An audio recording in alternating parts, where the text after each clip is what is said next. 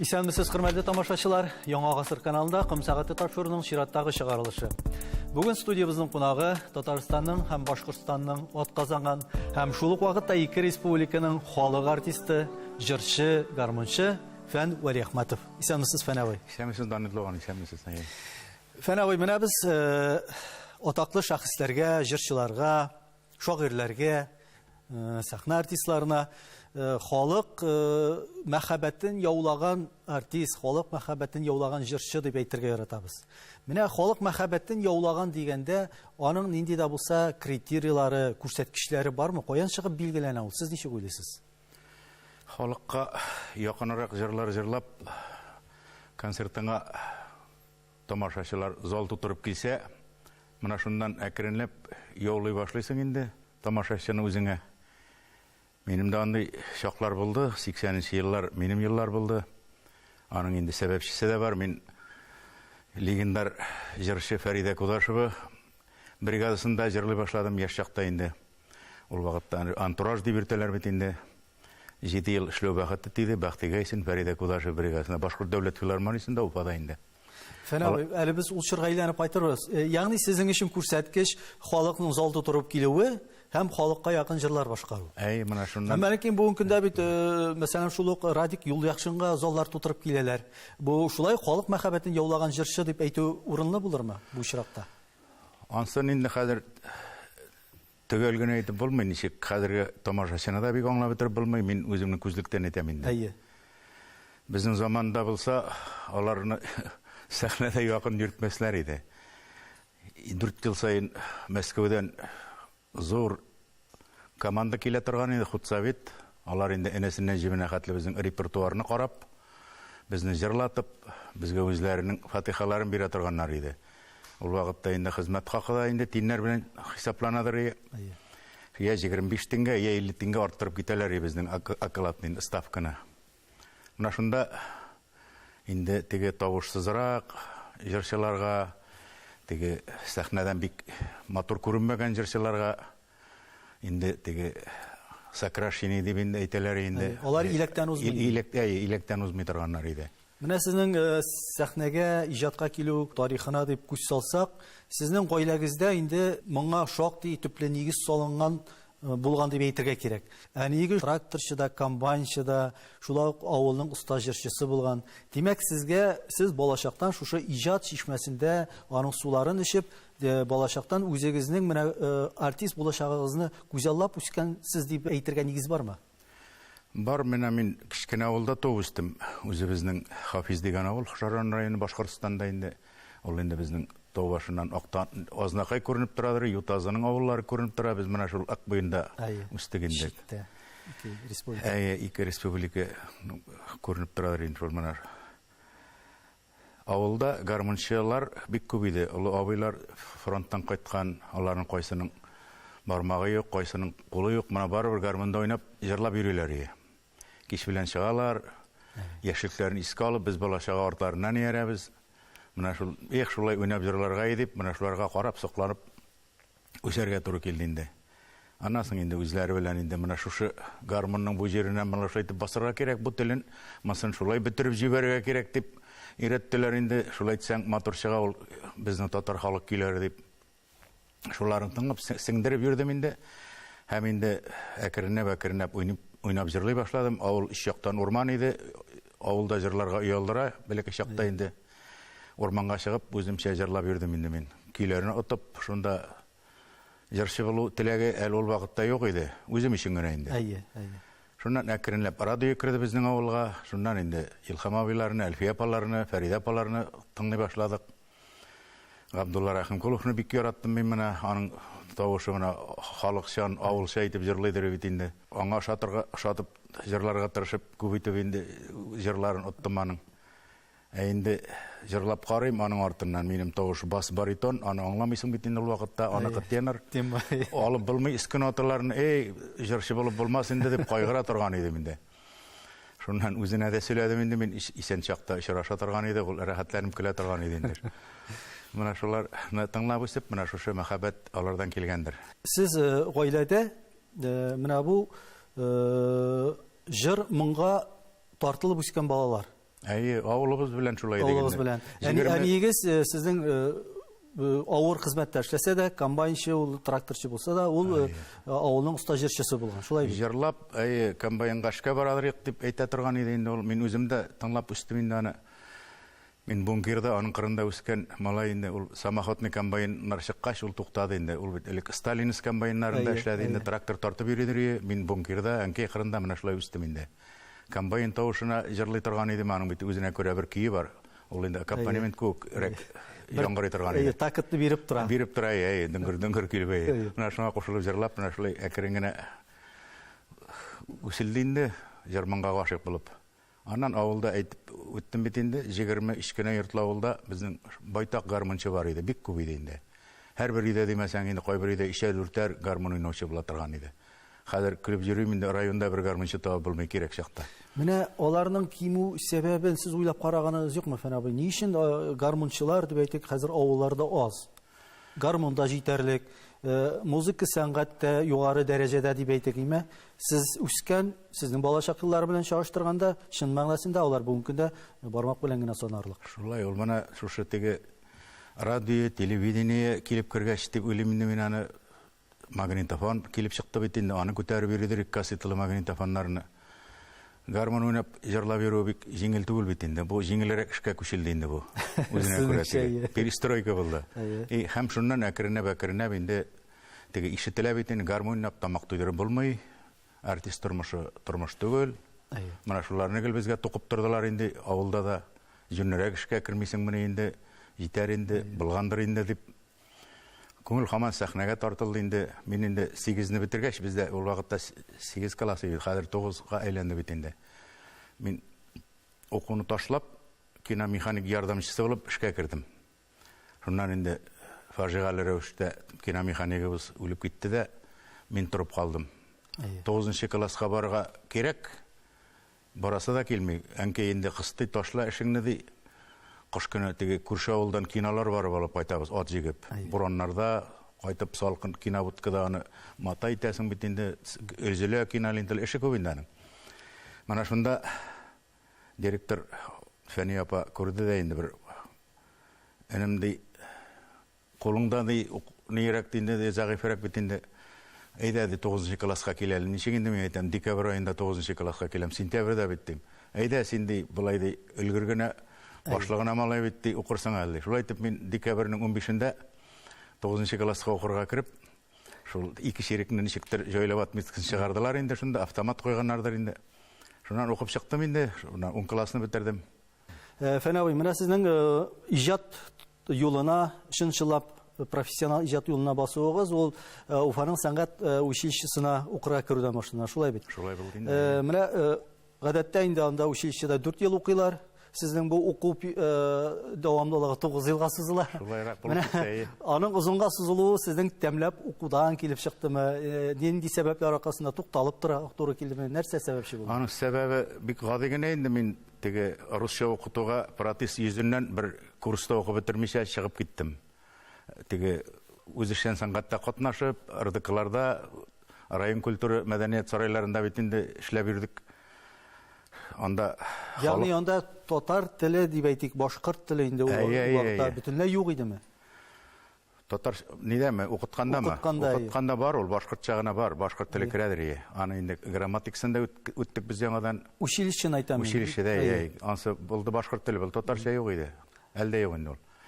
Анда инде русча һәм башкортча укыттылар инде. Инде музыкаль әсәрләрнең репертуарына килгәндә алар нигездә русча. Гел русча. Шуннан бер татар башкорт җыры бирделәр инде, шул теге бер озын башкорт җыры җырламасаң, анда экзаменга алмыйлар инде. Өйрәнәсең аны син мәҗбүри. Менә шулай итеп 4 ел буена күп кенә башкорт җырлары өйрәнеп, менә шулай итеп укып чыгарга туры килде инде. Ул теге 9 елга сузылганы инде, өйләнеп йөрүпләр, менә шул бөтенесе бергә кирде инде ул. Тормышны җайлап, сез әйткәндәй тәмләп укыдым инде, сеңдереп. Инде фән нигезләрен үзләштерү турында сүз чыккан икән, дәвам итик әле. Сезнең бит әле татар теле һәм әдәбияты укытучысы дигән дипломыгыз да бар. Менә бу югары уку йортына керергә инде ниндидер этәргечләр булдымы? Әллә инде сез тормышта югары белемле диплом кирәк булыр дип уйладыгызмы? Әллә инде мәктәпкә барып укытучы булып эшләү теләге дә уянган иде. Нәрсә сәбәпче? Укытучы булып эшләү теләге уянуын уянмады. Ул вакытта модага кирип китте. Филармониядан бик күп җырчылар, артистлар Башкорт дәүләт университетына укырга кирип, икенче диплом алу бит инде. Югары уку. Югары белем турында дип. Менә Мәскәүләр киләләр, әйттем бит инде, теге хутсавит инде. Югары уку йорты бетереп дипломың булса, шундук автоматым акча инде ставка күтәрелә, берничә тәңкәгә инде ул вакытта. Менә шулда бәлки Ягъни бу тормыш ихтыяҗы булган ул тормыш вакытта. ихтыяҗы. Шуннан инде тегесе керә укый, монсы керә укый бит, миндә тырышып карыйм әле, булдырмы укысы килми инде теге. Анда бит беләм укуның нәрсә икән. Кергәч инде җайлы гына теге кайбер экзаменнарны җырлап кына да шунда куйдырып чыгарыр инде. Педагоглар бит миңа ни булдылар инде теге Хәер хаклы. Олы яшьтәге ветеран, сугыш ветераннары да бар, аларга инде мин герман җырларын җырлап талыям, алар инде шуңа бик риза булып, син инде бик яфаланып бу яшьләр белән бик җырмый инде, мин теге нидә бит инде заочно укыдым инде. Читтән торып. Читтән торып инде. Берсе әйтә, син үзеңне кем дип көлде инде. Мин әйтәм, читтән торып укучы, аның урысчасы ничек була? Заочно була, мин әйтәм. Синеке бит алай түгел ди, синеке укудан читтә торып уку булды бит. Шулай көлдереп алган иде. Сессия вакытында безнең гастроль туры килә, чыгып китәбез бит инде. Менә шулай иттереп, отметкаларын куйдырып, җайлап инде, матур иттереп укып чыктым инде. Мин 6 елны, 5 елда әле. 1 елны секреттеләр, экспромтым дип инде. Бу дипломның әҗере дип әйтеп файдасы булдымы соң сезнең иҗат юлында дип әйтик, тормышта аның? Анда инде аның теге ул вакытта теге ставканы да күтәрмәделәр, шундый вакыт килде бит инде, һәркем үзе эшләп тапкан акчага үзе яшәргә тиеш. Менә хәзер отчет керде. Аның файдасын әллә ни күрмәдем мин. Шул 3-4 тапкыр менә званияларга, ниләргә документ тутырганда образование дигән җиренә шул выше дип яздым, менә шул булды бөтен ни. Файдасы. 5 ел укып шул. Барыбер инде бит инде җаваплылык бар. Барыбер нәрсә булса да Фән абый, ул бит инде тормыш тәҗрибәсе, шулай бит.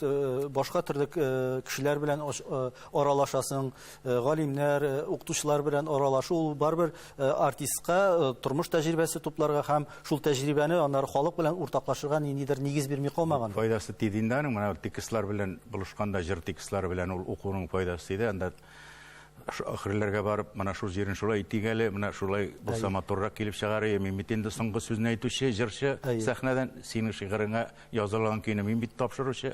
Шагыйрьләр инде булай. Ягъни сездә инде теге текстны сиземләү осталыклары барлыкка килә. Менә шул укуның файдасын шуннан күрәм инде. Теге рифмаларын туры китереп, сүзләрен, мәгънәсен тирән фәлсәфи якларында исәпкә аласың бит инде. Шулайрак булса ни, шулай булса халыкка җиңелрәк барып җитәр, һәм халык күбрәк кулча бар иде инде шулай. Җырны эшкәрткәндә шулар белән бик ниттеген, шуңа файдасы тиде. Менә сез үзегезнең профессиональ сәхнәгә беренче адымыгызны атлаган вакытларны, беренче концертларыгызны әлдә булса хәтерлисезме? Ничек хәтерлисез? Кемнәр сезгә ярдәм итте зур сәхнәгә чыгарга? Кемнәр белән иҗат юлын башладыгыз сез? Туймазы мәдәният йортыннан башладым инде мин, заводта эшләгәч, анда күчтем. Аннан соң инде шуннан направление биреп, аннан Бүздәк район, безнең күрше генә район, Бүздәк районы бар, аның мәдәният җитәкчесе үзенең рекомендациясын бирде инде, укырга кирәк обязательно дип. Икенче тапкыр укырга барганда инде. Беренчесендә кирип чыктым да инде, сөйләдем бит. Менә шуннан инде серьезныйрак, теге җаваплырак итеп карадым. Сәхнә зур бит инде.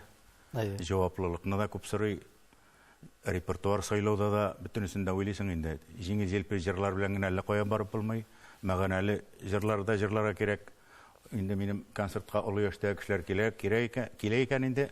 Аларга бит инде халык җырлары, аларның яшьлекләрен исләренә төшерә торган җырларны җырларга кирәк. Менә шулай итеп әкренләп репертуар җыела бит инде. Һәм инде икенче тапкыр концерт белән килсәң, шул вакытта җырлаган җырың тагы җырла әле дип сораучылар да күп булды инде. Менә сезне сәхнәдә Талиян гармуннан башка күз алдына да китереп булмый.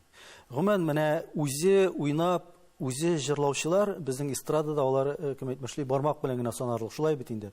Менә заманында Фирзар Мортазин үзе баянда уйнап, бөтен концертларны үзе җырлап башкарган артистларыбызның берсе иде. Айдар Файзрахманов та аның матур үрнәкләре бар. Композитор җырчы менә Вайс Бәйрәмов та берникадәр. Әмма ләкин бу исемлек әллә ни озын түгел. Мин әйтәсем килә, менә үзе уйнап җырлаучы артистлар, алар икеләтә талантлы дип. Сез ничек уйлыйсыз бу хакта? Ул уйнап җырлау бик рәхәт түгел инде, сүздә юк. Ул теге кеше уйнаганга җырлау рәхәтрәк. Инде икенче ягы бар, менә җырны сайлыйсың, гармонга саласың, бармакларың җырый, үзең уйлыйсың бит инде. Ул уйнау турында уйламыйсың, җыр турында гына уйлыйсың. Үзе автоматын бар инде ул уйнау. Инде бармак кайсы телгә баса, тавыш шуңа кирип китә. Ул яктан җайлы ягы бар, бу секрет инде бу. Кайбер җирдә менә җырны бурасы килә, тавыш тыңламый кала. Монда үзеннән үзе бармак белән кирип китә. Ягъни гармон белән күңел синхронлы бер-берсен тыңлап. Ана шундый дәрәҗәгә җиткәнче репетиция ясарга кирәк инде. Ана шул синхронность бик нин ул теге күп хезмәт сорый. Шулай да менә сезнең талиянсыз гына да җырлаган вакытларыгызны түгел, җырларны мин хәтерлим. Ничегрәк андый вакытта? Мәсәлән, репетиция ясап, җырның иченә кирип җырлар кирәк. Бу мәсьәләдә Фәрид апаның үрнәк менә шундый сүзе бар иде инде. Җырны 100%-ка беләм дип сәхнәгә чыксаң, инем аның 20-се генә кала халыкны күргәч ди. Теге 80-не җил шада китә ди. Я сүзен яңгышасың, я көйін яңгышасың ди. Шуның өчен җырны ди төннең кайсы вакытында уятып сорый, шунда рәхәтләндереп, яңгышмыйча җырлап җибәргәнче, дәрәҗәгә җиткәнче менә репетиция яса, өйрән, сеңдер дип. 200%-ка белергә кирәк җырны. Кешегә кушылып җырлаганда. Монда инде гармонда уйнай белсәң, көйнең нигә сүзләрен әйтсәң, алып бара ул шунда үзе. Аның секретен үзең генә беләсең инде. Менә сез бит инде гармонга беренче хромкада өйрәнгән кеше. Башта хромка, аннан соң талиан гармоны. Үзегездән өйрәнгән шулай бит инде, ноталар белән түгел. Менә инде аннан соң сез профессиональ күпмедер дәрәҗәдә белем алган кеше. Шулай да менә сезнең талианда дип әйтә, хромкада уйнавыгыз, ул бүгенге көндә нота грамотасы таләпләренә тулысынча җавап бирәме, юкмы? Әллә инде ул сезнең өчен ул кадәр мөһим түгелме? Менә уң як кул җөргәч, аның басы ягына бик карамадык инде, гармония тигеләй булай дип без. Мажор, минор, анда киләме, юкмы? Инде теге дөрес итеп аккорд басулар ул хәтле мөһим булмады. Уң яктан көй барса, шул көйгә җырладым инде мин. Сул як ничек барса да, аңа басар өчен металл исән кул да кирәк бөтенсен тигәл итеп. Ансы булмады бит инде. Шул күрек тартырга ярады минем бу кул. Ал теге басаларына шуның өчен мин талиянга күчтем. Анда 2 генә не бит. Алга артка гына ягына шул. Тегеләрне күп басып йөрергә хәле юк минем. Ансы инде томыштан шулай булгач нишесең. Менә шул талиянга күчүнең дә сәбәбе безнең инде 85нче елны бөек җиңүнең 40 еллыгына талиян гармон бәйрәме Уфада үткәрергә шундый проект булды. Аның инде режиссеры Фатих Хайруллович Ихсанов, ул инде талиян гармоннар ясаттырып, мастерларны табып, республика буйлап йөреп инде Татарстанга ташып китеп, Пермь обласларыннан 5 мастер табып кайтып, 5 гармон ясатып кайтты, 5 мастердан. Менә шуларны уйнап кара, җырлап кара дип мине обкомга чакырдылар. Ул вакытта идеология бик көчле. Аның җитәкчесе Ахунҗанов Таһир Исмәгыйлевич дигән кеше була торган иде. Ул сугыш ветераны, үзе дә талиянчы. Сугышта моның талияны моны гомерен изми исән алып кала. Снаряд ярчыгы аркасындагы 5 мешакка килеп эләгә, гармон челпәрәмә килә, авызы исән кала. Исән сау кайтсам, гармонга бәйрәм ясыйм дигән сүзе буланың. Менә шушы авызының идеясы белән инде Таһир Исмәгыйлевичнең 40 еллыкка багышлап республикада талиян гармон бәйрәме булды. Шунда инде ул сәхнә күренешләре, без инде сугышка китәбез, герман җырлары җырлап, безне апалар озатып калалар. Кызлар инде тәгәлләк кайтам әллә үләм дигән сүзләр бит инде нәрсәләр. Шул җырны адан концертларда җырлый башладым инде мин. Бу бәйрәм матур гына үтте, 3 ел рәттән инде. Аннан инде режиссер мәрхүм булгач тукталды бу эш бездә Башкортстанда. Менә бу талиян бәйрәме дип әйттегез, мондый бәйрәмнәр, мондый конкурсларны бит соңгы вакытта сез дә оештыра башладыгыз. Ягъни үзе уйнап, үзе җырлаучылар арасында конкурс. Мин сезнең максатыгызны беләм, менә шушындый конкурс үткәреп, үзегезгә алмаш әзерләү. Алмаш әле таба алдыгызмы, бармалар? Уйнап җырлаучылар бар, алар кайталар да, бүлеген алалар да, сандыкка салып куялар дигән кебек гармонны, сәхнәдә менә минем кебек теге Ягъни дәвам итүче юк. Юк, юк, менә шуны эзлибез әле. Менә киләсе елга тагын оештырырга дип торабыз инде, Алла бирсә. Моңа инде төп моның сәбәпчесе Фәнир Галимов, минем якын дустым, Туймазда эшкуар, үзе көйләр бик иҗаттан бик матур җырларын аның җырлыйм инде мин. Менә аның идеясын ул бирде, менә шулай эшләп карадык инде без.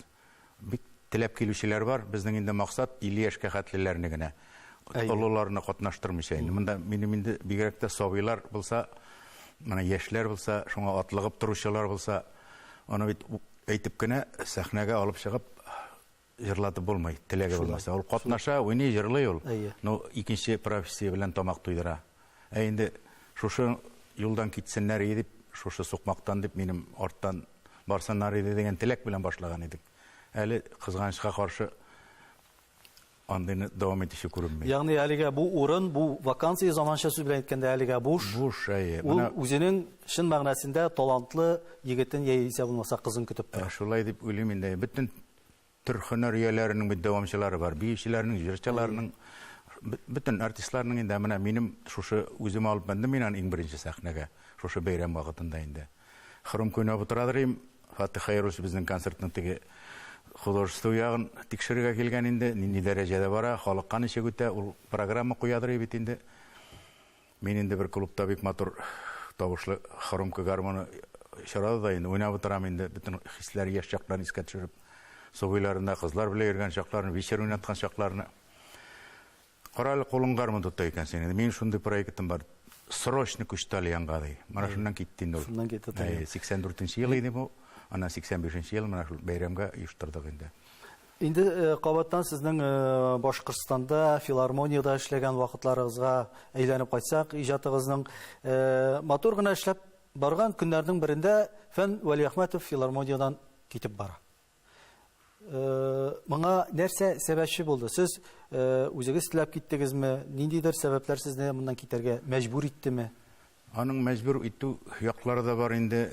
Бездә бит инде менә Башкортстанда мин инде шундый программа төзедем, моңнарыма кайтам дигән татарча концерт программасы төзедем. Ягъни сез филармониядә эшләгән вакытта бу беренче татар телендә программа төзедегез. Бу беренче нинди Карлыгач дип әйтергә кирәк. Гел башкортча гына барган җирдән шушы үзләре куштылар инде, министерство кушты менә. Менә шулай иттереп, бу бик кенә матур гына китте. Халык күп йөри башлады инде, бик популяр булып киттем мин. Инде теге күп кенә акчалар алып кайта башладым. Кинәт кенә инде директор алышында да икенче директор килде дә, давай син кире башкортчага күч, бу программа бетсен, тегеләй булай, шундый нажим дибез инде. Мин инде басым инде. Мин инде минем кыйвалам Татарстан Сабантуйга 95 елны Рәфкать Зәки Алтынбаев чакырды. Шаллы мир городы бит инде. Минтимер Шәрипович килә диде. Бу вакытлар белән туры килде. Агызыгылы вакыты инде минем. Шуннан бардым, Сабантуйда җырладым. Сезне үзләре янына чакыралар дип бер ханым килде минем кырга инде. Минем арттан гына барыгыз. Бүтән җирдә бит инде охрана кертмиләр. Шуннан алар икесе утыралар инде шулай өстәл артында инде чәй ичеп матур итеп Сабантуй бара гөрләп. Һәм тугандай Минтимер Шәрипович инде элегрәк беләдер инде ул мине күргән, җырлаган, ишеткән бар иде. Шаллыда ди балалар, сәләтле балалар бик күп ди. Шуларга үзеңнең шушы уйнап җырлау сәләтеңне берәрсенә сеңдер әле ди. Сине менә ди Рәфкать фатирда берәм дип тора әле ди, инде шулай шаярып көлешеп сөйләр. Мин әле күңел ышанмый, мин бик авырлык белән фатир алдым Уфада. Бик нык авырлык белән. Шуннан инде мин әле ди кул биреп синең белән күрешмәгәндә, ди кулны кысак исәнләшкәндә нык итеп инде авырттыра ушны. Булай дип ачып җибәргән, ачкыч кулдан кулга тапшырды. Мин инде теле суыклы булып киттем инде, күңелдә тулып китте, шулай була микән дип инде. Шулай итеп иш бүлмәле квартирадан ачкыч алып кайттым мин. Менә шул сабак. Ягъни сез монда Татарстанда инде күпмедер дәрәҗәдә ачыклык кергәннән соң филармониянан эштә киттегез. Менә шул чакыру да булды һәм тегендә инде мине кыса башладылар инде дөресен генә әйткәндә. Шушыннан киттем, 10 ел Чаллыда яшәп, анда шул 10 ел буена газета аркылы, телевидение, радио аркылы чакырдым, өйрәтәм килегез дип. Менә Бер баланың, бер кемнең менә шушыңа колак салмадылар, килмәделәр берсе дә. Менә шул киемен кире пенсияга чыгып, Башкортстанга кайтып киттем инде. Ирет алмыйча. Сәбәбе шул Чаллыга килүнең. Инде менә шушы филармониядагы берникадәр низакларга тагын әйләнеп кайтсак, мин язучы Айдар Хәлимнең сезнең турыда язган бер истәлекләрен укып утырган идем. Анда инде әлбәттә язучы кеше ул образлар, күпертүләр үстәп, ул матур итеп истәлекләрне яза. Шулай да менә сезнең белән директор арасында ул вакыттагы җитәкче арасында булган әңгәмәне ул анда тасвирлый, бәхәсне тасвирлый. Һәм ул анда сезгә ничектер сез тагын программадан читләшкәнсез. Сез тагын безнең программада каралган җырларны гына җырламагансыз, халык сораганны җырлагансыз дип шундый сезгә ул дәгъва белдерә. Бу нинди сәбәп булды? Ягъни мондый очраклар күп буладыр инде. Күп буладыр. Менә без бит инде программа тапшырабыз. Чыгып китәр алдыннан без инде теге квартальный норма дибез инде 51 концерт берип кайтырга кирәк. Елына 4 тапкыр. Менә шулай чыгабыз инде. 2 айлыкны шул 51 концертка тутырып кайтабыз инде. Менә шунда башкорт телендә җырлыйбыз, башкортча җыр бит инде сөйлибез. Нигә чыккач, гастрольгә чыккач, теге җырны сорыйлар, минем радиодан ишеткән җырны, бу җырны сорыйлар. Мин татар телендә җырлыйм бу җырларны. Менә шул репертуардан чыгу, инде безнең инде репертуарга кертелә. Бу инде махсус рәвештә Захир Исмәгыйлевнең 2 җыры, Хөсәен Әхмәтовның 2 җыры. Алар белән программа тапшырабыз да, чыгып мин җырлыйм Мөфтәдин Гыйләҗевнән да үзешчән композиторларның җырларын җырлыйм. Тегеләрне шул хатлаучы килә. Бу теге гонорар бара бит инде абзыйларга. Мин җырламагач ничек итеп аларга менә күзләренә күренәбез инде. Гонорар бирә алмыйбыз, син аларның җырларын җырламыйсың. Менә бәйләнергә төрле сәбәпләр таптылар инде. Менә шулай итеп. Ул теге эзләсәң табасың бит инде. Менә шулай итеп мине читкәрәк итеп квартирадан да теге сираттан әллә кая артка урынга күчереп куйдылар. Бөтенесе җыелды да инде шартлады бер вакыт чыктым да киттем инде. Әгәр дә сезгә ул вакыттагы президенты Минтимер Шәймиев тарафыннан тәкъдим булмаган булса, фатир проблемасы белән монда хәл итмәгән булсалар, ягъни менә бу хыял дип әйтик инде, бу мөмкинлек булып чыкмаган булса, Фән Вәли Әхмәтов бүгенге көндә аның тормышы ничек булган булыр иде микән дип сез уйлап караганыгыз юкмы? Бик күп уйланам. Теге бер урында гына таптану кебек булыр иде бу. Уфада гына калган булса, мин әле бу дәрәҗәдә булыр идемме? Монда килеп утыра алыр идемме мин? Анса да әле вопрос. Менә бик күп минем курсташларым, замандашларым китеп бакыйлыкка күчтеләр.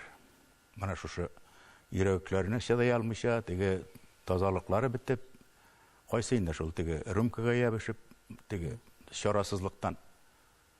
Менә шул якларын уйлыйм да, теге әлдә чыгып киткәнмен, әлдә менә шушы Татарстанга килеп 15 ел эчендә Минтимер Шәрбич миңа 5 дәүләт наградасы бирде. Ул бит кемгә элек, берәүгә элек ул.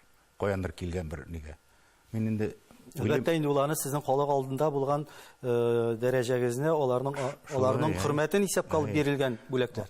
Һәрбер бит документ биргәндә, ни өчен биргәне языла инде. Күп еллык нәтиҗәле татар халык җырларын пропагандалаганы өчен һәм аеруча герман җыры өчен дип язылды. Менә 5-сендә дә шундый язма бар. Инде менә җитәкчеләр турында сүз чыккан икән, Фән абый, минем тагын бер сорау бирәсем килә. Сезнең бер интервьюгызда шундый юллар бар. Җыр, моңга гашыйк булган җитәкчеләр күбрәк булсын иде дигәнсез. Бу моны ничек аңларга? Андый җитәкчеләр күбрәк булганда артистларның матди хәле яхшырак булыр иде дигән сүзме? Әллә инде җыр, моңга гашыйк җитәкчеләрнең күңелләре ничкәрәк була? Андый җитәкчеләр белән халыкка яшәү уңайлырак булыр иде дигән мәгънә салынган. Монда барса да бар, ул андый җитәкчеләр бит халык белән дә матур сөйләшәләр. Моны алар сирәк, әлбәттә. Халыкка да рәхәт алар белән андый җитәкчеләр янында эшләүе. Ничкә күңелле, җырманга гашыйк, шаян сүзле. Алар моны 2 республика беренчә генә җитәкче булды, мин үз гомеремдә күрдем. Алар ничектер озак эшләтмиләр андый кешеләрне. Алар халыкка якынрак. Алар каядыр китә, икенче эшкә күчәләр. Менә шулар күбрәк булсын иде дип, менә шул вакытта әйтелгәндер. Алар концертка чыгаралар. Алар инде теге бәяне дә бик жәлләмиләр. Теге эшеңә карата әйбәт итеп түлиләр. Рәхмәт әйтеп җибәргәннәр дә бар инде. Бер тиндә түләмичә. Хәзер бит инде 47 ел җырлыйм. Күпне күрдем инде ул мәсьәләдә. Менә сез Татарстан тамашачысына Герман җыры белән килеп кергән җырчыларыбызның берсе, шулайбы? Аның газеталарга да шулай яздылар, шулай. Аннан соң инде әрем исе, әрем тәме, аннан соң Сарманай китте. Шулай да ни өчен Герман җыры? Менә шушы Тахир Исмәгыйлевич миңа әйтте инде. Мин ди күп бирдем, үлемнән күп калдым, энем ди тавышың килә, менә шушы җырны син җырла әле, менә шушы нидә теге беренче бәйрәмдә инде Талиян гармон бәйрәмендә шундыйрак җыр кирәк. Без бит сугышка киткәндә шундыйрак җыр җырлап киттек. Шуннан йөрим эзләп җыр Дүртиледә шушы Сарманы көен, әлдә дуслар бар әле, әрем исләрен язган инде Мөфтәдин Гөләров дигән минем личный композитор дип әйтәм инде мин аны. Минем тавышыма нитеп инде туры китереп, матур итеп җырлар иҗат итте гомер буе. Әллә исән сау, Аллага шөкер. Менә 80-не була инде киләсе елга матур итеп үткәрергә ясын. Аңа озын гомерләр телим. Мине сәхнәгә чыгаручы һәм бик күп еллар шушы яшьләргә җиткәнче җырлатучы композиторым инде ул. Менә шушы Мөфтәдин абый белән сөйләшеп утырабыз, мин әйтәм шундыйрак сүз булды бит әле. Фәрзәнә киләле ди, иптәшен әйтәйин, тормыш иптәшенә Фәрзәнә апа килеп, Саратовский гармонда, менә безнең авылда бер карт шушы җырны җырлыйдыр иде. Солдат итеп алдылар, билгә каеш салдылар, бәхетсезләрне алдылар, бәхетлеләр. Гел бер урында гына тапанып торган күп. Һәр Талиянда бер теле бар моның. Бәхетсезләр, мәйтәм шушы телне кертеп җибәрә әле. Күтәреп җибәрә. Күтәреп җибәрә. Кинәт теге сискәндереп җибәрә. И менә шулай итеп шушы җыр килеп туды. Менә шушы 3 кеше сөйләшеп утырган җирдән менә шушы аны сүзләр таптык бит инде. Сүзләрен авыллардан, әбиләрдән, бабайлардан, олы кешеләрдән җыям бит инде. Кайсы авылда? Авыл көйләрен сүзләрен менә шушы куплет белән киттеләр безнең авылдан. Бу теге авыл әйтә, менә шушы куплетны җырлап киттеләр. Шулай итеп җыелды 6 куплет, 7 куплет Герман җырына. Иң ниләр генә инде. Илектән иленгәннәр. Шуннан әйтә, без ди яшь чакта җырлый торган игылым ди. Безнең авыл капкалары ачык торсын, япмагыз. Безнең газиз балаларны ятим дип какмагыз. Менә безнең ди Салих абзыйлар, Ибрай абзыйлар ди, шулай дип җырлап киттеләр ди. Бу инде самый теге җырның кульминацион куплеты бу. Күңелгә үтеп керә торган. Күңелгә анда теге тыңлап утырып, кулыннан теге бир кысын пәлтәсен издап әйткәндә или ачкычын төшереп җибәреп, кайсы җылап җибәрә. Менә шуннан да бит инде күрек белән уйнатасың инде. Бабайлар керәләр баштагы елларда. Улым әллә син бездән улату, безнең сугышка киткәнне карап тордыңмы әллә? Нәкъ безнеңчә бит дип. Менә шулай теге, шулай йөрәктән чыкмаса йөрәккә барып керми. Йөрәктән чыгарга кирәк. Бүтән җырда да шулай. Әле шушы көнгә, шушы дәрәҗәгә җиткәнмен икән инде. Фәрида апа ярдәме белән, Илһам абыйлар белән күп сөйләштем, Әлфия апалар белән. Аларның җырларын анализировать итеп бит инде ничек иттереп йөрәкнең иң теге пишмагына, җырак пишмакларына барып керү. Күңел кылларын тигән. Тавышың да булсын, моңың да булсын. Безнең халыкка моң кирәк. Ул теге коры тавышлы теге хорга әзерләделәр дип әйтәм бит инде. Андый тавыш белән халык җырчысы булып булмый. Менә сезнең Татарстандагы иҗат юлыгызга күз салсак, башлангыч чорына дип әйтик. Аның барбы Чишмә башы менә шушы Орча җирлегенә барып тоташа. Ни өчен дип әйтергә кирәк. Чын мәгънәсендә инде без ялгышмасам Казан Сабантуенда аның инде тарихы бөтен республикага таралды бит инде. Аның инде эзләп табылуында Арча районы хакимияте башлыгы ул вакыттагы Вагыз Минхажев табып бирде бит инде ул гармонны. Менә шушы тарих кабәйле бер генә соравым, ул гармонны аннан соң сез район башлыгына бүләк итеп калдырасыз. Концертлар куеп бетергәч бүләк итеп. Ни өчен бу рәхмәт йөзеннәнме? Ул инде шул хәтле шаккатты мин мондый гармон күргән юк иде ди. Шуннан соң инде гармонның ул матурлыгы тавышына аның инде теге ул бит инде көрәшче, таза. Буны тарта күрек ишкә кирип китәдер бүтән гармоннар теге. Нык көч белән тарта да күрек бата да куя. Бу батмый. Аптырай теге моның хәтле генә гармон. Ничек мен әйтәм, 2 ата күреге бар аның. Кара менә мен әйтәм, агачтан ясалган. Мастер шулай ясады. Теге ишкә кирип китмәскә. Кем ул мастер ди? Мен әйтәм шундый. Шакыралымында без аны күрик әле ди. Шуннан Димир Шәрипов те гармон сорады ди. Шуңа ясатык әле дип. Заказ биреп, гармон ясатып 94-нче елны мин Димир Шәриповка бүләк иттек Арчада шушы. Бу Мингажевка бүләк иткәннән соң ул әле гармунны күргәнегез бармы? Тагын очрашканыгыз Менә булдымы? Мингазов белән очрашканда ул гармунда уйныйм инде мин. Ул бик сагында, шул хәтле минем колга бармакларга җәйләп ясалган гармун ул. Әйе. Вагызаны һаман шул күреген күпме тартып әле ишкә кергән юк ди. Телләре дә бозылмаянның. 5 планкалы бит инде, 5 планка 5 төрле металлдан ясаган иде ул. Анда көмеше дә бар, бирил җизе дә бар, анда латуннар төрлесе инде. Титановый теле дә бар. Самый да теле, менә шундый мастер инде. Мәрхүм инде. Шын гармунчы ясаган гармун. Гармун ustaсы ясаган. Миңа да ул ясады күп еллар ул гармуннарны инде гына. Ничек зур хуҗаларга да бүләк иттек инде, район хуҗалары да алды инде, уста гармунчылар да алды, аны күп ясады. Кинәт кенә китеп барды. Инде аның гармуннары хәзер истәлек булып калды. Истәлек һәм инде аның андый дәрәҗәдә гармун ясаучылар юк. Менә шул сабантуйлар дигәннән сезгә бит шул сабантуйлар вакытында халкыбызның танылган халык язучылары, шулык Мөхәммәд Мәхтиев, Гариф Ахуновлар белән гармон тартып, җырлап, сабантуй мәйданнарын әйләнергә туры килгән вакытлар булган шулай. Барчада инде бу. Сез менә ул чырларны ничек искә аласыз? Алар сезнең тормышыгызга нинди яңалык кертте менә бу язучылар? Нинди хатирәләр калдырды алар? Без Ибраһим Салаховның ул инде бөтен теге сталинизм вахшилегенең бөтен 20 ел буена Колымаларга барып җиткән, Магаданнарга барып җиткән язучы бер генә ахсыз көенә. 20 ел гомерен менә шул теге ябыла зинданда үткәргән кеше бит инде. Шуны 80 еллыгына чакырдылар. Шунда шушы герман җырларын җырларга, инде бүтән җырлар җырларга дип без Күкшәтау шәһәренә, аның туган ягына бардык инде. Шунда Мөхәммәд Мәхдиев, Аяз Гыйләҗев, Гариф Ахуновлар һәм башка артистлар, язучылар инде бер төркем инде. Моны инде Шаһинур Мустафин оештырды. Ул вакытта ул эшләдер язучылар союзында.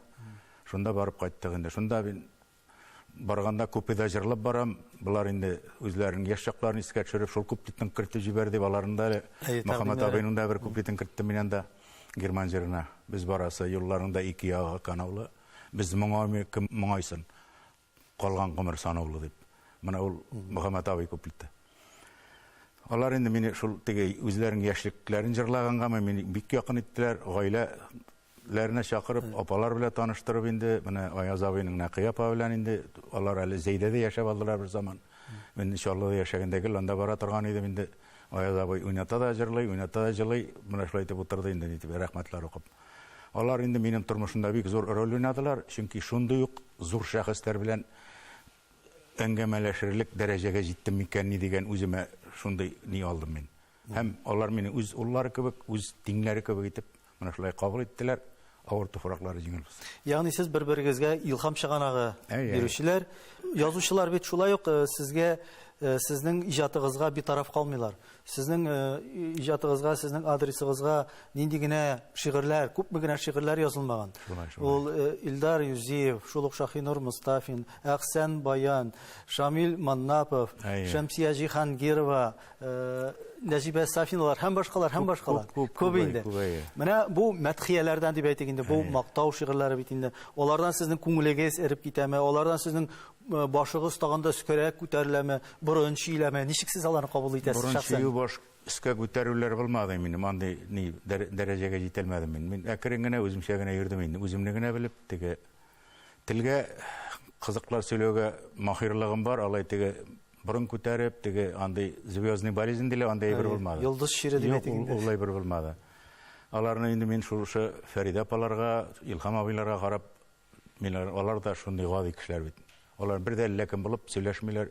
Теге дистанциядә тотмыйсың, барасың, танышасың, сөйләшәсең. Бу зур язучылар да шулай күп гади булсаң, шул хәтле аралашырга да рәхәт, һәм инде сине хөрмәт итәләр. Менә шуны мин инде теге әнкәй, әткәй шулай тәрбияләгәндер инде. Бәләкәйдән авыл халкы әллә кем минем әнкәй битен комбайнда эшләде. Менә әйтә торган бер сүзе бар. Улым ди, ашла урып барабыз ди. Әллә каян күренеп тора ди, буш башак ди, туп торды ди, һава тарта бит, карап тора ди. Теге тук башаклар иелеп ди, җилгә ди, нитеп утыра. Бу мине күрәсез микән дип, моны әйтеп жюри күрмәнә шул буш башак булып дип. Менә шул сүз миңа теге образлы чагыштыру шулай бит. Менә гадәттә безнең халыкта алма агачыннан ерак төшми дигән мәкаль бар. Әгәр дә менә бу мәкалне сезнең үч улыгызга карата сәнгать ягыннан карап куллансак, туры килү бармы? Алар сезнең сукмакны сайладылармы? Кайсы һөнәр ияләре нинди юлдан киттеләр? Мин гастрольдә чакта бер үк атагыз кебек артист була күрмәгез, җырчы була күрмәгез дип хатын әле яңарак әйтәне. Шулай үстердем мин аларны. Мин интеккәндә җиткәндә көтөптә, көтөпти, кашан нинди хәбәр белән кайтыр микән, нәрсә дип әйтерләр микән, нинди сүз ишеттерерләр микән, артистны күп сөйлибез бит инде. Шулай иттереп, аларны биздереп үстергән ул. Алар ул юлдан китмәделәр, үзләренең тамакларын үзләре туйдыра, үзләренең һөнәрләре бар, шуңа риза булып яшиләр. Аныклар бар, шулай яшибез инде, матур итеп. Җыр бакчасын шуп басты дигәнсез сез. Әгәр дә инде менә шуп кайчан үсә? Шуп үләне ул үсә каралмаган, хуҗасыз, тәрбияләнмәгән җирдә. Шулай бит инде. Әгәр дә без менә шундый чагыштыру белән карасак, бүгенге көндә җыр бакчасының яхшы хуҗа кирәк булып чыгамы? Һәм бу мөмкин иш дип саныйсызмы? Тәрбияләргә кирәкме, ашларга кирәкме, ничек? Шубен утырга кирәкме? Худсоветлар дип әйттем бит, менә шушы худсоветлар юк. Менә шушы профессиональ яктан сәхнәгә чыгарлык итеп әйтеп, бәя бирүдәй худсоветлар кирәк. Хәзер бит теге табын алып баручылар сәхнә түрендә йөриләр. Менә шуларга бик нык иш пуша. Аның җыры да җыр түгел, сүзе дә сүз түгел, көе дә көй түгел бит инде, тавышы да ташкавыш инде бит инде. Аны теге фамилияларын әйтә башласаң, душман җыясың кирәкми ул. Аны үзләре дә беләләр. Бүгеннән мин 95% җырчыны туктатыр идем җырлауларыннан. Сәхнә итеп йөрмәсеннәр дип, бузып дип. Профессионал тавыш, профессионал белән чыксыннар менә җыр белән. Җырларында бит рәте юк. Менә ул халыкта шуларга ияреп, шуларның концертына күбрәк йөри. Шуның белән тәрбияләнә бу. Тәрбияләнә. Менә шулай итеп бер буын үсеп җитте хәзер. Бик авыр хәл бу.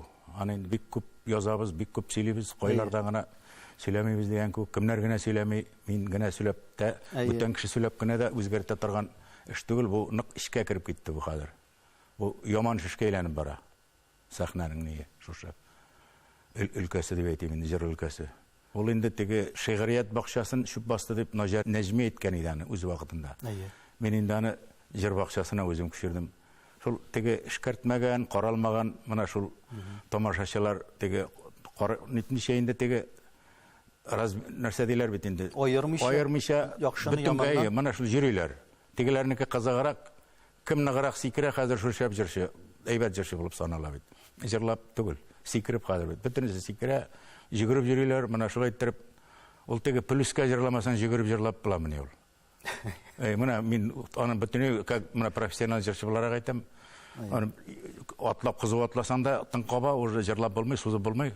Ул озын җырлар җырлаганда бигрәк тә җиренә җиткер булмый аны. Теге ритмга булай әйтергәндә әллә ни кирәкми, акыл да кирәкми аңа теге. Менә ул яктан уйлаганда бик нык уйланырлык. Моны инде теге зур дәрәҗәдәге өстәге абзыйлар уйлап, ниндидер бер конкрет закон чыгармыйча бу әйберне туктатып булмастыр. Хаман өстәләләр, хаман әллә каян теге яңгырдан соң чыккан гөмбәләр күп килеп чыгалар. Халык сорый бу җырчыны беләсең, мин әйтәм, мин белмим моны. Мин белмәгәнне алар каян белергә тиеш. Фәнәбей, ул бер яктан бит инде аның теге уңай ягында карарга кирәктер. Кеше җырга сәнгатькә омтыла икән димәгән анда ниндидер өмет бар, шатлык бар. Ул бит инде бар татарча җырлый, татар телен тарата булып чыга. Шулай бит ул ягдан караганда ну мәгънәлерәк сүзләргә җырлар җырлау кирәк. Ул теге әллә нинди сүзләр чыгынып китә кашагында җырчылардан.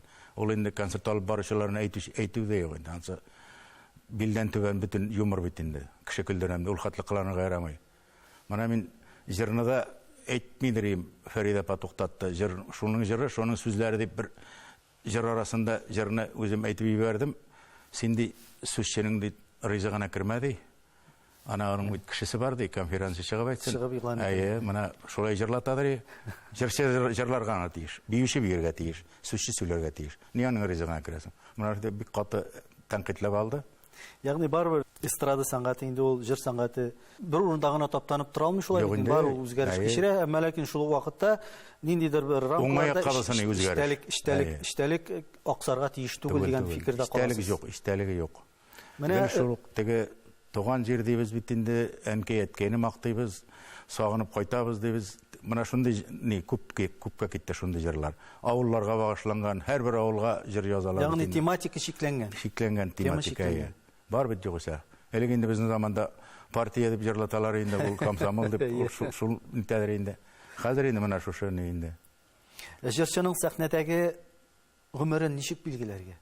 Мәсәлән, сез үзегезгә нинди дә булса вакыт аралыгы куясызмы? Мәсәлән, мин шул вакытка кадәр әле җырларга телим, җырлый алам. Яисә инде күпме булдыра алам, шуның кадәр барырмын инде иҗатта дип. Менә уйланганыгыз бармы ул хакта? Популяр булып киттем 80-нең башларында, менә шул Сарманы җыры белән килеп чыктым. Инде мин Мөфтәдин абыйның җыры белән халык бик нык йөрде концертка. Бер 5 ел инде теге әйтә торган түгел. Инде бер заллык кеше һәр вакыт дворецлар кырында торып калалар. Артык билетегез юкмы шулай дип. Шуннан инде уйлыйсың, ул вакытта гел шулай булыр тыела ул. Үлгәнче дигән күк җырлап бетергәнче, тавышың беткәнче, менә шулай халык агылыр, гел сине яратырлар. Ул алай түгел икән ул. Фәридә әлеге дә баягының сүзләре күп инде. Ул ди популярность ди, энем ди, иртәнге томан кебек ул ди. Менә икенче кояш чыга да томаның таратып бетерә ди. Шуның өчен ди, томаның бар чакта син ди нитеп кал, ныгынып кал, гаиләңне обеспечитәгә тиеш, менә бер генә була ул ди. Кемгә ничә ел бирелгән? Мен менә 5 ел дип әйтәм бит инде, нык итеп анасың әкренәп теге икенчеләр килеп чыкты, өченчеләр, дүртенчеләр. Халыкның завогы да үзгәрде. Хәзер теге сикрү, теге кыска җырларга бит инде күчеп китте. Озын җырларын тыңлаучылар юк. Репертуарда бер җыр җырласаң, икенче җырны җырлап булмый, җырлый башласаң, уже борылып сөйләшеп утыра башлыйлар, сәгатенә карый башлар, түшәмгә карыйлар. Аны күрәсең бит инде. Бу җыр кирәкме икән дисең инде. Шуннан инде теге сикреп җырлый торган җырларны мин җырлаганымча, куман инде шул теге ритмлы җырлар җырлый башлыйсың. Анда инде уже теге әзрәк йөзләре нитеп китә, теге уже кулчабыга нитеп утыралар. Җанланып алалар. Mana şuşu әйбер бәлки тамашачының үзгәрүеме, зауыгы үзгәрүеме, заман үзгәрүеме, mana şuşu борынгы җырчыларыбызның җырларын да бит инде бик җырлап булмый, аларны инде теге моңсу хатирә итеп кенә искә алабыз. Инде ул җырларда күпме мәгънә, күпме менә сүзләрендә чын җырлар булган икән дип әле анализлап утырам. Җырчының тавышы бер тын белән күпмегә тарта. Хәзер бит ижик сайын тыналып сикерәләр дә, теге шакы-шакы арасында ул тын алганда сизелмей. Шуңа җигерәләр алар теге. Җырлап булалар итеп. Теге менә кар урманны җырлап каралы, или арамайларны берәр инде ни эшләп инде сәхнә хәрәкәт эшләп. Булмый алай җырлап. Аны басып кына, уйланып кына җырларга кирәк. Аны тыңлаучысы кирәк. Залда бер ике олы кеше була, алар тыңлый инде, яшьлек җыры безнең дип. Калганнары нишләп ди мондай җырга күчтең әле? Безнең тамактык үс бөтен акчабыз җитәрлек, безгә кызык сүз кирәк, безгә мондай җыр кирәк, мәҗлис җырлары. Шуның өчен мәҗлисчеләр хәзер бит инде сәхнә тулды. Шулай да бүгенге көндә Фән Вәли Әхмәтов әле сәхнә тутамы? Сәхнә аңа тамашачыдан әле ни дәрәҗәдә ихтыяҗ? Сез үзегезнең концертларыгыз белән ни дәрәҗәдә йөрисез? Оештырып карыйбыз, теге дәрәҗә дип әйтергә кирәк инде. Яраткан кеше бар, яраткан кешенең я акчасы юк, я җиргә транспорты ярак тора, мәдәният сараеннан диләр инде килә алмыйлар, олы кешеләр. Инде хәзер теге бит инде Салават, Хания, Айдарлар заманы булып алды. Аларның тамашачылары хәзер бу Тимаевларга, бу Юлъяхшиннарга күчә. Хәзер инде менә шул безнең халык җыю дигән әйбер хәзер инде авырайды, Андрюсын әйтергә кирәк. Инде күбрәк хәзер бит инде урта буын җырчыларда Саленкалар белән әллә ничә җырчы бергә чыгып, һәр җырчының үз тамашачысы килә берәү булса да, теге менә инде аерым гына бер җырчыны 2 сәгать буе тыңлап утыру хәзер модадан төшеп калды. Элек Илһам абыйны 4 сәгать, 5 сәгать җырласа да тыңлап буладыр. Хәзер андый тамашачы бетте. Әле бүгенге көндә дә менә Фән Вәли Әхмәтов өчен иҗат иттем әле, менә шуңа тәкъдим итәм әле дип сезнең иҗатташ шагыйрь композиторларыгыз бармы? Бар, Аллага шөкер, менә нинди җырлар туа бүгенге көндә, халыкчан җырлар дип әйтик. Һаман да шул мин бит инде бурып халык җырларына якын айтыбрак җырларга тырышам. Җиңелрәк җырларны да, теге ритмлы җырларны да бурмалар өстәп үзем белгәнчә инде. Зифана Гаибага рәхмәт, менә Башкортстанда шундый бер җыр язучыбыз бар. Сүзендә, көендә үзе яза, үзе җырлый. Ул бик күп еллар шул татар тапшыруларын алып барды. Башкортстанда шул Юлдаш каналында хәзер инде пенсияда һаман җырлар яза. Аның сүзләрендә дә мәгънә бар. Аңа заказ бирәсең, тиз генә уйлый да, минем ди тегермән үземдә бит, хәзер тартып алам. Минем ди фикерне бозмый торды. Ниндидер бер дин электрик ала да җыртуа. Көе сүзе бергә бара. Иш куплет язып бетергәнче көе дә чыга. Мана ул инде талант, зур талант ул. Аны инде җыр әнкәсе дип йөртәбез без Башкортстанда. Һәм инде монда күпме җырчыларны ниттен ул зур сәхнәгә чыгарды. Яшьләрне. Менә аның җырлары, менә узган гомер дигәннең җырын җырлыйм 55 яшькә язды инде уларны. Әйтәм, гомер үтеп бара, әкрен генә шулай дип сөйләнеп утырадыр. Шушы җырны язып бирде. Фәнвали Әхмәтовның әле менә якын арада тормышка ашырга тиешле хыялланган максатлары нидән гыйбарәт икән? Нәрсә белән янып яшисез бүген көндә? Һаман да шуны битен халык җырларын җыйдым инде, һаман җыям дигәндә әйтте әле. Халыкка ишетелмәгән, үзем генә эшкәрткән җырларым бар, менә шуларны яздырып, ничектер халыкка тапшырасы иде. Шундый теләк белән максат менә шушы бар җырлар менә, сүзләре дә матур туры килә. Сүзләрен әлеге дә баягы шул китаплардан, олы кешеләрдән җыям инде. Авылларда йөрсәм, сезнең авылда нинди куплетлар бар, мәгънәлерәк сүзләр дип инде теге ят бөтенләй ишетелмәгән куплетлар килеп чыга. Менә шулай итеп, шушы максат инде минем, һаман халык җырларын күбәйтү һәм тапшырып калдыру. Кире кайтару. Амин. Бу хыялларыгыз Фән абый тормышка ашырга язсын. Исәнлек, саулык сезгә, иҗади уңышлар, сәламәтлек. Киләчәктә дә әле очрашып, сезнең иҗат турында, сезнең сәнгать юлы турында тагын да матур хатирәләр белән уртаклашырга язсын. Рәхмәт сезгә. Амин, шулай булсын, үзегезгә рәхмәт чакыруыгызга. Рәхмәт.